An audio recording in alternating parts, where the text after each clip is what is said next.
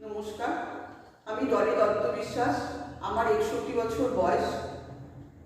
আমি একজন কোমরবিডিটির পেশেন্ট তথা 2.5 বছর ধরে আমি ফ্রোজেন শোল্ডারে ভুগছিলাম ডান হাতে, এবং আমি 4-5 জন ডাক্তারও দেখিয়েছি। আমি কোনো কিছুতেই কিছু ফল পাইনি। তা আমি তার উপরে আমি একটু সরকারি জবে ছিলাম এবং সেখানে প্রচুর প্রেশার ছিল, তার জন্য আমি কোনো ব্যায়াম কোনোদিন করতে পারিনি।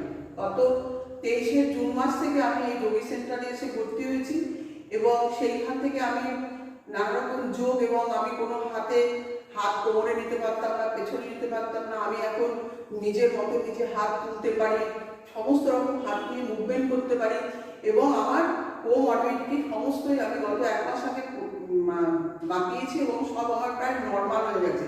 সুগারটা একটা বর্ডার লাইনে আছে, আমি চেষ্টা করবো সেটাও ঠিক করতে, এবং পরবর্তী বাড়িতে আপনাদের আরও কিছু জানাবো। নমস্কার।